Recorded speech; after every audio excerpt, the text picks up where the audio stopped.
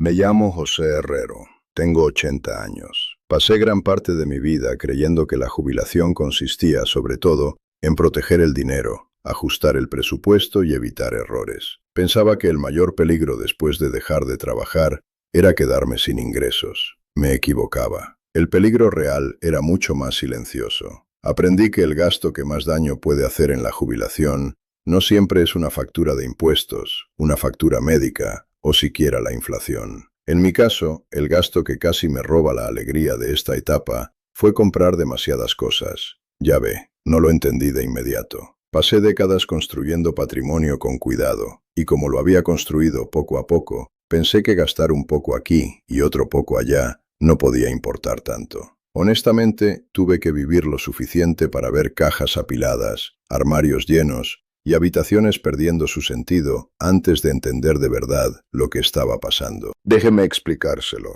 porque lo que aprendí me sorprendió hasta a mí. Pasé 38 años trabajando en la red pública de bibliotecas de Madrid y construí mi vida una decisión prudente a la vez. Vengo de una familia modesta. Aprendí muy pronto que el dinero era frágil. Vi a mi padre llegar a casa un día con la preocupación en la cara después del cierre de la fábrica y me prometí que nunca dependería por completo de un solo sueldo. Encontré los libros, encontré el interés compuesto, encontré la disciplina. Seguí ahorrando, seguí invirtiendo.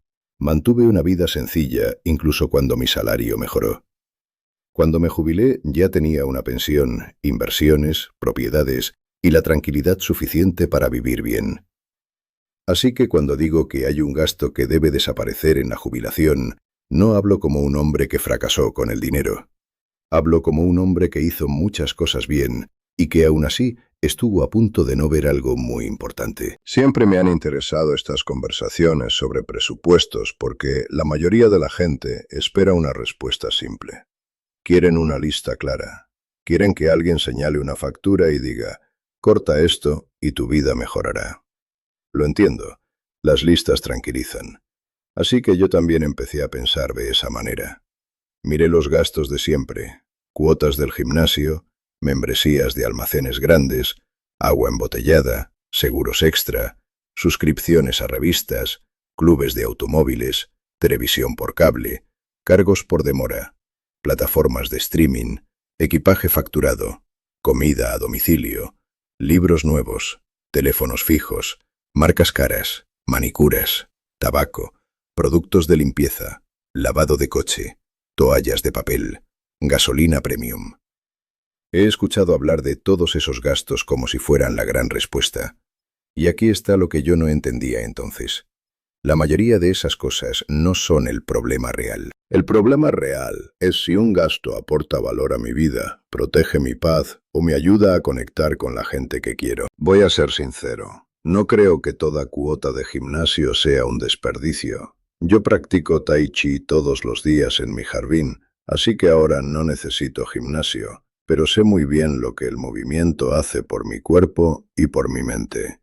Si yo necesitara un gimnasio para mantenerme activo, ver gente y cuidar mi salud, no sería lo primero que recortaría, lo mantendría.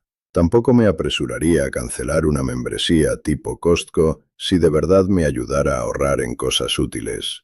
Conozco el placer de comprar con cabeza. Sé lo que significa abastecer una casa con cuidado. A veces una membresía se paga sola, a veces no. Aprendí a no seguir un consejo solo porque suena estricto. Sí estoy de acuerdo con el agua embotellada la mayor parte del tiempo. Nunca entendí pagar de más por algo tan básico cuando había agua disponible cerca. Sí estoy de acuerdo en que hay que evitar casi siempre los cargos por pagar tarde. Sí estoy de acuerdo en que fumar vacía el bolsillo y daña la salud al mismo tiempo. Sí estoy de acuerdo en que demasiadas plataformas de streaming se meten en el presupuesto sin hacer ruido. Sí estoy de acuerdo en que pedir comida a domicilio puede convertirse en una costumbre perezosa y mucho más cara de lo que la gente cree.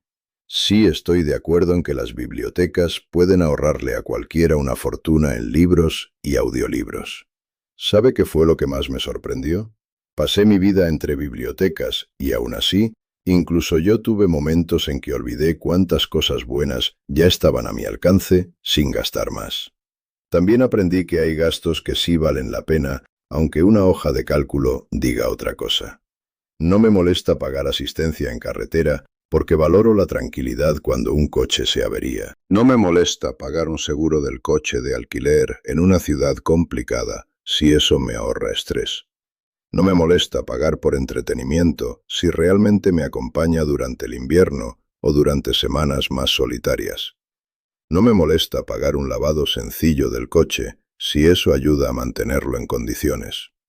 Yo no lo sabía en aquel momento, pero estaba construyendo poco a poco una regla más importante que cualquier lista.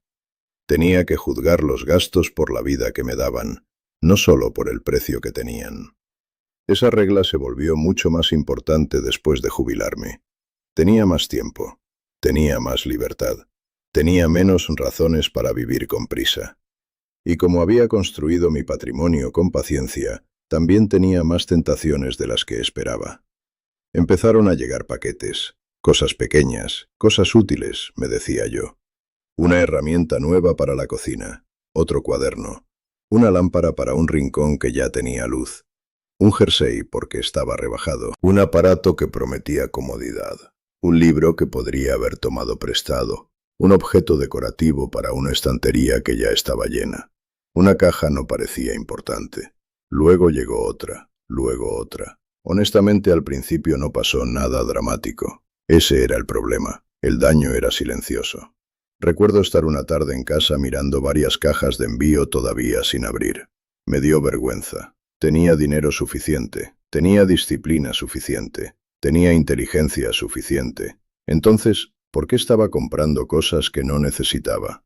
Déjeme explicarlo. Al final entendí que yo no estaba comprando objetos, estaba comprando pequeños momentos de anticipación. Estaba comprando la sensación de estar dándome un capricho. Estaba comprando un pequeño alivio en medio de una semana normal. Pero cuando llegaban las cajas, la sensación duraba muy poco. El objeto se quedaba, el desorden se quedaba, el dinero se había ido, y la alegría también. Empecé a prestar más atención. Me di cuenta de que mis mejores días en la jubilación nunca venían de tener más posesiones. Mis mejores días venían cuando tomaba café con Catalina y hablábamos sin mirar el reloj. Mis mejores días venían cuando me sentaba con un amigo a compartir un postre y una conversación. Mis mejores días venían cuando caminaba por Salamanca, cuando pintaba en mi estudio, cuando leía algo que me hacía pensar, cuando ayudaba a uno de mis nietos a entender el dinero, cuando cocinaba una comida y la compartía, cuando viajaba a Sanabria y dejaba pasar la tarde sin prisa. Ya ve, pasé años aprendiendo a construir patrimonio, pero la jubilación me enseñó a usarlo. Y esas no son la misma lección. Quiero tener cuidado con esto, porque no le estoy diciendo que viva como un monje, no le estoy diciendo que tenga miedo de cada compra, no le estoy diciendo que se siente en una habitación oscura a proteger cada euro hasta que la vida se vuelva pequeña. Le estoy diciendo que la jubilación puede engañarnos y empujarnos a gastar en cosas que llenan espacio en vez de llenar la vida. Y aquí está lo que yo no entendía entonces. Cuando el trabajo termina, las compras pueden intentar ocupar el lugar del propósito. Una compra puede parecer actividad, una entrega puede parecer novedad, un objeto nuevo puede parecer recompensa. Pero aprendí que esas sensaciones duran todavía menos en la jubilación, porque tengo más horas para notar lo que de verdad permanece. Lo que de verdad permanecía para mí eran lo que yo llamo lujos asequibles. Me gusta mucho esa expresión porque me recuerda que el placer no tiene que ser extravagante para ser valioso. No necesito unas vacaciones grandiosas cada mes para sentirme rico. No necesito una comida completa de restaurante cada vez que salgo de casa. A veces solo necesito un café con alguien a quien quiero. A veces solo necesito un postre y una charla de 40 minutos. A veces solo necesito un viaje en tren, una visita a un museo, una buena comida sencilla, un libro de bolsillo, un paseo junto al lago o una copa de vino con Catalina al final del día. Todo eso cuesta dinero, lo sé, pero devuelve algo. Crea memoria, crea conexión. Me deja más lleno, no más cargado. Ese se convirtió en mi examen. Empecé a hacerme preguntas simples antes de comprar cualquier cosa. ¿Esto va a mejorar mi vida diaria de verdad? ¿Esto va a ayudar a mi salud, a mi paz, a mis relaciones o a mi libertad? ¿Seguiré importándome dentro de un mes? ¿O solo estoy aburrido hoy? Honestamente, esa pregunta sobre el aburrimiento me ahorró mucho dinero. Muchas compras no eran necesidades. Muchas compras eran solo respuestas a una tarde tranquila. Aprendí a dejar pasar el impulso. Aprendí a esperar. Aprendí que no todo deseo merece acción. Aprendí que la disciplina sigue importando después de jubilarse, solo que de una manera distinta. Incluso puedo decirle cómo discutía mi mente conmigo mismo. Yo decía que facturar una maleta en un vuelo costaba demasiado, y entonces doblaba la ropa con cuidado y viajaba ligero. Decía que pagar recargos por demora era una tontería, y entonces me ponía recordatorios y pagaba a tiempo. Comparaba marcas en el supermercado y escogía la más barata cuando sinceramente no notaba diferencia en el sabor. Sonreía con esa clase de disciplina porque me parecía responsable. Pero luego llegaba a casa y compraba 3 cosas innecesarias por internet en 10 minutos. Ya ve la contradicción. Yo también la vi, al final. Era cuidadoso con los gastos visibles y descuidado con los hábitos invisibles. También noté que la jubilación cambia el significado emocional del gasto. Durante mis años de trabajo, una compra a veces se sentía como una compensación. Había trabajado mucho. Me lo había ganado. Tenía poco tiempo. La comodidad importaba más. Después de jubilarme, ese mismo patrón siguió conmigo durante un tiempo, aunque mi vida ya había cambiado. Seguía buscando pequeñas recompensas, seguía tratando las compras como un alivio. Y aquí está lo que yo no entendía entonces. Cuando ya no necesitaba recuperarme de una semana dura de trabajo de la misma manera, el hábito seguía vivo igualmente. El hábito sobrevivió a la razón que lo había creado. Recuerdo con mucha claridad una semana de invierno. Ya había salido a caminar. Ya había leído el periódico. Ya había revisado mis cuentas. Ya había practicado tai chi. No estaba privado de nada. No me faltaba nada. Simplemente estaba inquieto. Así que me senté frente al ordenador y empecé a mirar cosas. En menos de media hora casi había comprado una lámpara nueva para el escritorio, un organizador de cuero, un abrigo más pesado y otro juego de pinceles de acuarela. Ya tenía una lámpara, ya tenía cuadernos, ya tenía un buen abrigo, ya tenía pinceles. Honestamente, ese momento me avergonzó más que cualquier error grande que hubiera cometido, porque vi con claridad lo fácil que es que la comodidad se convierta en desperdicio cuando uno deja de prestar atención. Después de eso cambié mi forma de actuar. Me obligué a esperar antes de comprar cualquier cosa que no fuera realmente necesaria. Ponía los artículos en una lista en vez de meterlos directamente en la cesta. Volví a mirarlos unos días después. A la mayoría ya no les veía sentido. Eso me enseñó algo útil. La urgencia suele ser falsa. El deseo suele ser temporal. La claridad casi siempre llega si le doy un poco de tiempo. Déjeme explicarle por qué eso importa tanto en la jubilación. En la jubilación quizá tenga dinero suficiente para permitirme muchos pequeños errores, pero los pequeños errores repetidos también pueden dar forma al ambiente de mi vida. Pueden hacer que mi casa se sienta saturada, pueden volver ruidosa mi mente, pueden convertir poco a poco la abundancia en exceso. Creo que mucha gente espera que una lección de dinero suene dura. No creo que esta tenga que ser dura. Creo que puede ser liberadora. Yo no le estoy diciendo que le diga no al placer. Le estoy diciendo que le diga sí a un placer mejor. Le estoy diciendo sí a un amigo al otro lado de una mesa. Le estoy diciendo sí a una tarjeta de biblioteca. Le estoy diciendo sí a una sola plataforma de streaming en vez de 4. Le estoy diciendo sí a llevar una maleta de mano en lugar de pagar más si puedo evitarlo. Le estoy diciendo sí a un café sencillo en vez de una pila de paquetes que olvido en una semana. Le estoy diciendo sí a lo suficiente.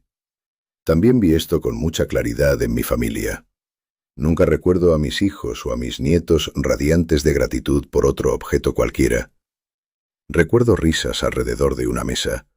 Recuerdo una excursión de un día. Recuerdo ayudar con los estudios. Recuerdo contar historias. Recuerdo compartir comidas, no paquetes. Recuerdo conversación, no desorden. Recuerdo atención. Recuerdo tiempo. Yo no lo sabía entonces, pero la parte más rica de la jubilación no era que yo pudiera permitirme más cosas. Era que por fin tenía más horas para dar, y estuve a punto de cambiar esas horas por cajas de cartón. Así que cuando la gente me pregunta qué gasto debe cortar en la jubilación, lo digo con toda la claridad posible. Corte el hábito de comprar cosas solo porque puede. Corte el impulso. Corte los pedidos sin pensar. Corte la idea de que otro objeto va a hacer que la jubilación se sienta completa. Normalmente no lo hará. Sé que hay excepciones. Sé que algunas cosas son útiles. Sé que algunas compras son buenas y dan alegría. Pero si tuviera que nombrar el único gasto que roba dinero y sentido en silencio, sería el gasto innecesario en cosas. También quiero decir algo más. No creo que la jubilación deba consistir solo en recortar. Creo que debe consistir en elegir. Creo que debo cortar lo que añade desorden para poder conservar lo que añade vida. Debo cortar lo que me adormece para poder conservar lo que me conecta. Debo cortar lo que llena armarios para poder conservar lo que llena la memoria. Esa es la verdadera lección de presupuesto que me gustaría que más gente entendiera. Déjeme decirlo en una sola frase. Yo no me siento rico porque poseo muchas cosas. Me siento rico porque tengo lo suficiente para vivir bien mis días. Hice este cambio y me sentí más ligero casi de inmediato. Mi casa se sintió más tranquila. Mi forma de gastar se volvió más intencional. Mis días se sintieron menos llenos de tonterías, y mi gratitud regresó con más fuerza. Noté más mi café, noté más mis paseos, noté más mis conversaciones, noté lo poco que necesito para tener un buen día. ¿Sabe qué fue lo que más me sorprendió? Había pasado una vida entera estudiando la disciplina, la paciencia y el largo plazo, y aún así una de mis lecciones más importantes sobre el dinero llegó después de dejar de trabajar. Catalina también me ayudó a verlo con más claridad. A veces yo le enseñaba algo que creía que necesitábamos, y podía escucharme a mí mismo justificándolo antes incluso de que ella respondiera. Yo conocía la diferencia entre querer y necesitar. Se la había enseñado a mis hijos, y aún así intentaba borrarla cuando se trataba de mí. Me reí cuando me di cuenta de eso, pero también me lo tomé en serio. Quería que mis últimos años fueran años honestos. Quería que mis gastos coincidieran con mis valores. Quería que mi casa reflejara una vida tranquila, no una vida distraída. Creo que por eso esta lección significa tanto para mí ahora. Pasé décadas aprendiendo a ganar, a ahorrar, invertir, proteger y proveer. Esas lecciones construyeron mi patrimonio. Pero esta lección me enseñó a disfrutarlo sin dejar que me dominara. Honestamente, puede que esa sea la última gran lección financiera de la jubilación. No necesito más cosas para demostrar que me fue bien. Necesito espacio suficiente, paz suficiente y presencia suficiente para disfrutar la vida que ya me costó tanto construir. Si mis palabras le resultan familiares, espero que las tome en serio ahora, no más adelante. Espero poder ahorrarle esa fuga lenta que viene de comprar cosas que nunca llegan a formar parte de una vida con sentido. Espero poder ayudarle a proteger no solo su presupuesto, sino también su espacio, su atención y su alegría. Y si mi historia le dejó algo útil, me gustaría mucho que me lo dijera en los comentarios. ¿Qué gasto le resultó más fácil cortar después de jubilarse? ¿O qué pequeño lujo asequible sigue haciendo que su vida se sienta buena? Leo esas historias con interés real. Y si le gustan estas conversaciones, dichas por alguien que ya vivió los errores y también las lecciones, me alegrará que deje su me gusta y se suscriba, porque comparto estas reflexiones para ayudarle a disfrutar el camino, no solo la meta. Yo aprendí que la jubilación no es el final del crecimiento útil. Para mí, fue la etapa en la que por fin entendí del todo para qué sirve el dinero.